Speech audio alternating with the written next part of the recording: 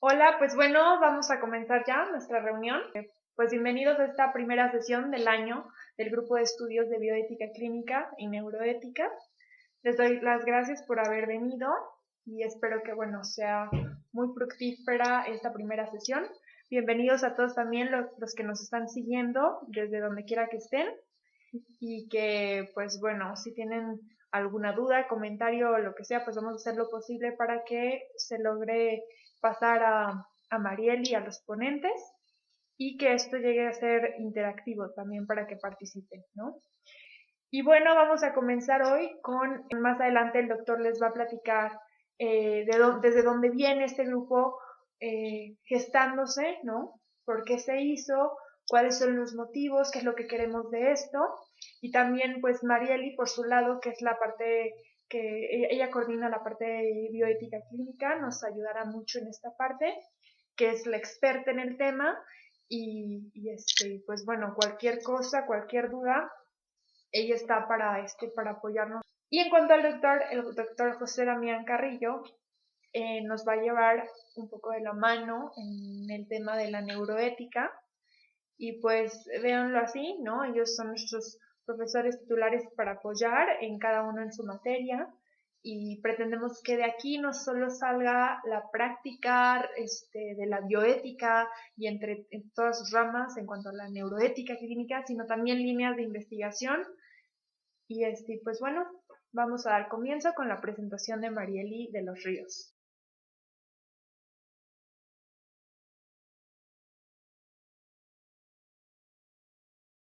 Bueno, los comités qué tanto son efectivos o no son efectivos. Y resulta que sí son efectivos y tienen tres funciones claras que las estamos haciendo: la educación, la investigación, la prevención de casos que pudieran llegar a generar problemas dentro del hospital, pero también existen casos sueltos, también existen casos no planeados, pacientes que se te pueden poner graves si esperas 24 horas o más para reunir a un comité de entre 8 a 12 miembros, lo cual implica que necesitas tener alguien ahí, o sea, lo cual implica que necesitas tener a un bioeticista que esté casi de tiempo completo, si no es que de tiempo completo, igual que un médico de guardia.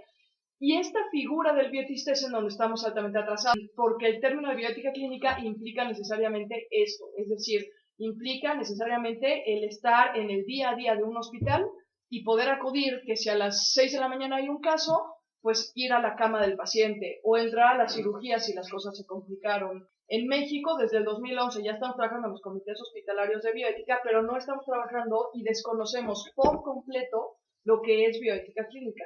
De hecho, incluso en los planes de estudio, si ustedes revisan, existen materias de bioética clínica, pero quién sabe qué entiendan por esas materias. Es decir, entienden temas, entienden teorías, entienden principios, pero no entienden lo que implica acercarte a un paciente y entablar un diálogo para poder identificar dónde está el problema o dónde está el dilema bioético. Entonces, todo eso es nuevo en México, partamos de esa base y por lo tanto son pocas las personas que trabajan bioética clínica en México, se desconoce por completo el término y lo peor es que se desconoce la metodología.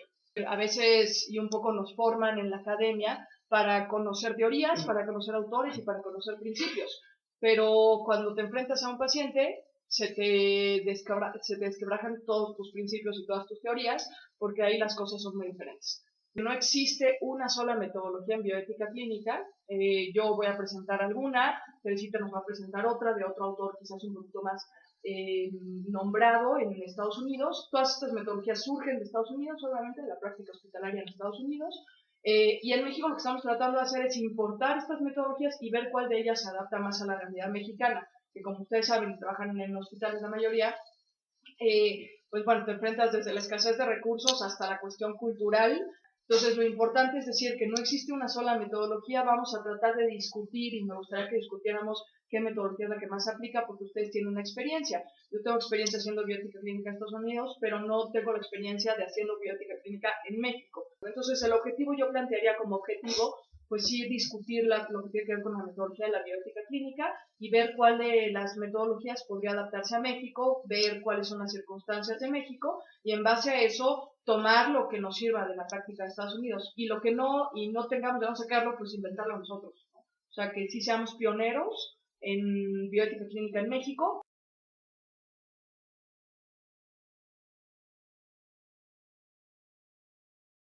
Nada más lo único que quiero es, darle la bienvenida a todo el mundo, evidentemente a los que están aquí presentes, a los que están ausentes o que están más bien digitales por otro lado también, que también están presentes. Ya habíamos tenido previamente alguna reunión y este año pues comenzamos con el pie derecho con esta, ¿no? Entonces sean bienvenidos todos allá también, ¿no? Qué bueno que esté aquí cada uno de ustedes porque creo que esto es muy importante para que el grupo funcione, ¿no? Evidentemente muchos de ustedes dirán, bueno, yo soy muy joven, ¿qué voy a hacer? Esto crece hasta donde uno quiere. Esa es la verdad de las cosas. Entonces, por favor, de verdad, siéntanse motivados de estar aquí.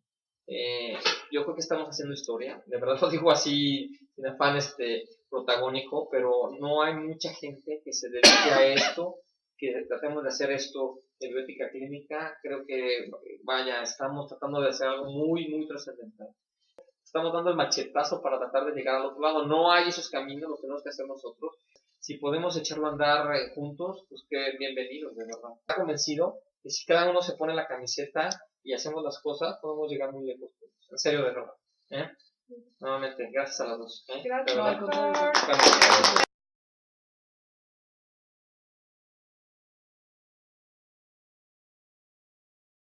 Bueno, pues una de las metodologías, como les platiqué, hay muchas, pero una de las metodologías que a mí en lo concreto me gustan más y que creo que es un poco más utilizable, pero también está sujeta a discusión, no es tan específica como la que nos va a presentar Teresita, es la de un autor que se llama Bernard Law.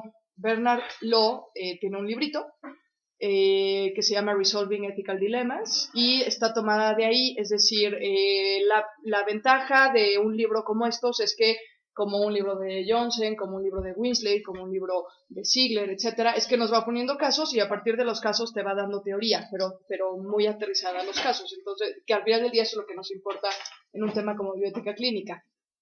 Entonces, consta de 5 pasos fundamentales y lo primero es entender que el primer paso va a romper un poco con el esquema que tenemos. En México tendemos mucho a tratar de enmarcar la teoría al caso y no partir del caso para determinar determinados principios. Es decir, la metodología que estamos usando es un método deductivo. De la teoría bajamos a los casos. Y eso, a veces la teoría no encaja del todo en los casos, y ustedes saben de eso mejor que yo, y no encaja pues porque cada caso es distinto. Entonces, es como lo que les pasa a ustedes en medicina, o sea, saben que hay una determinada enfermedad, saben que hay un determinado tratamiento, una determinada intervención para eso, con un gramaje de medicina específico, pero a lo mejor puede que toda esa teoría en este paciente concreto, con esta circunstancia concreta, no me está jalando. Entonces, ¿dónde encaja? Bueno, ¿qué tienes que hacer? Pues adaptar un poco el tratamiento, o sea, esa es la parte en donde entra esta nueva metodología. Es que para hacer bioética clínica lo primero que hay que hacer, el primer paso, es partir de los hechos biológicos. O sea, partir de los hechos clínicos, de la historia clínica del paciente, de qué tengo enfrente de mí. Entonces, en el momento en que yo entiendo cuál es la historia clínica de ese paciente, por qué llegó a donde llegó, qué le pasó, que es más la historia clínica y además un poco como rasgarle a la historia personal de la persona. Personal de la persona.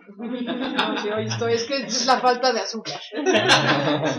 Es ir a lo que esa persona es, a lo que tengo enfrente de mí, su situación familiar, su situación económica, su situación social, qué hacía antes de enfermarse, qué expectativas tiene para una vez que yo doy el tratamiento, cómo se la puedo decir, qué familiar es el que más contacto tiene con ella, etcétera, etcétera, etcétera, ¿no? Entonces, es antes de meter principios, antes de meter teorías, antes de hacer bioética y de tratar de llegar con mi diccionario de bioética a ver de qué manera lo encajo con la historia del paciente, lo primero que hay que hacer, el primer punto importante es ir a los hechos biológicos, ir a los hechos empíricos.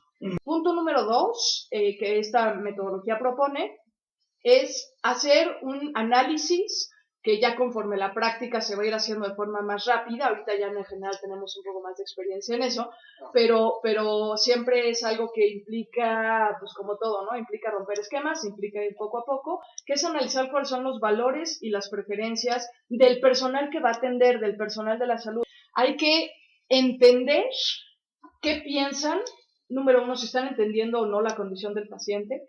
Número 2, ¿qué piensan que se tiene que hacer? Número 3, ¿cuál creen que sean los objetivos del tratamiento? Lo iremos viendo más adelante, pero siempre aquí en este eslabón entra algo que en Estados Unidos le llaman the goal of action, ¿no? O sea, cuál es el objetivo de cada una de las acciones que tú tienes planeadas, porque, repito, nuevamente también tendemos mucho, y en México tendemos mucho, los médicos todavía tienden mucho, a decir, ok, para este paciente, este tratamiento. Sí, pero si ese paciente no te reacciona favorablemente, tu tratamiento va a tener que ser revalorado y va a tener que ser modificado. Entonces, estarte preguntando constantemente por qué quieres alcanzar tú como médico, si es el restablecimiento de la salud, si es única y exclusivamente brindar calidad de vida, si es quizás intervenir para que algún familiar que no ha entendido la situación la entienda, vertir cuáles son los valores y las preferencias del personal sanitario. Tercer elemento, ahora vámonos a los valores y las preferencias del paciente. Ahora, tiene una razón de ser en esta metodología que primero pongamos la de los médicos y luego pongamos la de los pacientes. Hay metodologías que inmediatamente se van a los pacientes. En última instancia, también el personal sanitario se desgasta. En última instancia, también el personal sanitario es el que tiene la responsabilidad primaria por el cuidado de esa persona. Entonces, si a lo mejor lo que el paciente quiere va en contra de los principios y los ideales del personal sanitario, tenemos un dilema bioético y vamos a tener que resolverlo por otras vías. Entonces, de nada me sirve que yo tenga muy claro qué es lo que quiere el paciente si eso que me está pidiendo va en contra de lo que yo puedo hacer, porque no va a funcionar ni una ni otra. Entonces, por eso es bien importante primero ver mi equipo sanitario, el equipo que tiene la responsabilidad primaria sobre el cuidado de la salud de esa persona, qué es lo que quiere. Y estar todos en el mismo canal, porque si no va a pasar que el médico dice una cosa, pero llega la enfermera y contradice al médico, pero luego llega otro médico porque tenemos que pedirle una interconsulta o qué sé yo, y va a decir otra cosa. Entonces el pobre paciente se va a quedar con 1000 ideas en la cabeza y no va a tener claro ni siquiera sobre su condición médica. Entonces, si hay que tener muy claro eso, es la razón de ser de por qué primero se ponen los valores y las preferencias del médico. Ahora, tercer elemento, repito, son 5. Tercer elemento, los valores y las preferencias del paciente. ¿Qué expectativas tiene el paciente? Número 1, y lo más importante, y a veces se nos olvida, porque como personal sanitario pensamos que el paciente nos está entendiendo todo lo que le estamos diciendo. Y hay pacientes que no tienen la menor idea por qué están hospitalizados. Hay pacientes que no entienden obviamente el lenguaje médico, o hay pacientes que entienden que van a salir adelante dentro de 2 semanas y en realidad no hay nada más que médicamente les podamos ofrecer. Pero el paciente tiene expectativas muy altas. Entonces hay que ir con el paciente, hay que ir con los familiares del paciente y tratar de conciliar, ahora sí que ya tengo yo personal de la salud claro cuáles son mis valores y mis preferencias, tratar de conciliarlas con las del paciente. Es decir, si el paciente quizás no me entendió el lenguaje que yo utilicé, pues tratar de buscar sinónimos o tratar de, incluso hasta en mi experiencia un poco, se recurre a imágenes, o se recurre a videos, porque estamos tratando con niños, se recurre a caricaturas que hacen los hospitales especialmente para explicar determinado padecimiento o especialmente para explicar determinada, por ejemplo, para los niños que presentan diabetes, para explicarles un poco qué comidas pueden comer, un poco tender este puente entre qué está esperando el paciente, qué está entendiendo el paciente, qué se está imaginando el paciente. Muchas veces, seguro ya lo han visto ustedes en su práctica, hay pacientes que rechazan el tratamiento, pero lo rechazan por una muy sencilla razón, porque no están entendiendo qué significa y se están imaginando lo peor. ¿Qué viene? El miedo. Y en el momento en que viene el miedo, vienen los mecanismos de defensa. Entonces el paciente no se deja atender, se vuelve un paciente combativo, se vuelve un paciente difícil, te empieza a agredir a todo el personal sanitario. Bueno, y simplemente porque no te tomaste el tiempo para decirle al paciente, oiga, ¿me está entendiendo? O sea, ¿qué se está imaginando usted por la paroscopía? ¿No? Y a veces todo el show se acaba en el momento en que le explicas al paciente lo que vas a hacer. Cuarto punto de esta metodología, una vez que ya tengo claro qué piensa el personal sanitario, qué piensa el paciente, ahora sí, un poco jugar a ser Sherlock Holmes. Yo siempre les digo, lo que uno tiene que determinar es, bueno, sí, pero ¿y qué asuntos éticos involucrados hay aquí? Ese es el cuarto elemento, ¿no? ¿Qué asuntos éticos involucrados hay? O sea, ya sé que el paciente tiene miedo, ya sé que el paciente está solo, ya sé que nosotros pensamos que el tratamiento puede ser un éxito, pero a lo mejor estamos lidiando con la autonomía de ese paciente, porque resulta que ese paciente pues es un menor de edad, que no lo puedo atender sin autorización de sus papás. Entonces, ese es un asunto ético involucrado. ¿Qué tengo que hacer? Pues buscar a los papás, aunque el niño me esté diciendo que sí quiere que le intervenga. A lo mejor estamos hablando de una persona que tiene demencia senil y no está en sus facultades al 100% como para tomar una decisión. Entonces, el tema de la autonomía evidentemente representa dilemas éticos que tenemos que empezar a tomar en cuenta. Un tema de distribución de recursos con el principio de justicia, ese es otro asunto ético involucrado. Vayan viendo un poco como por dónde, y ahí no hay una guía con la que yo me presento en el caso y diga, ok, voy poniendo palomita o tachecito, ¿tiene este conflicto? Sí lo tiene. ¿Tiene este conflicto? No lo tiene.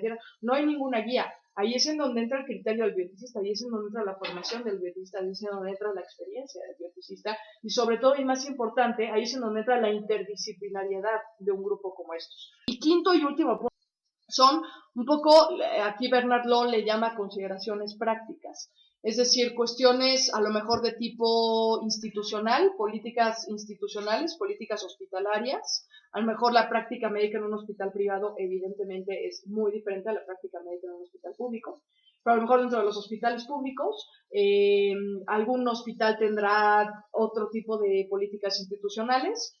Entonces, también es chamba del bioeticista y del que hace bioética clínica ponerse a ver cuáles son las cuestiones prácticas del caso.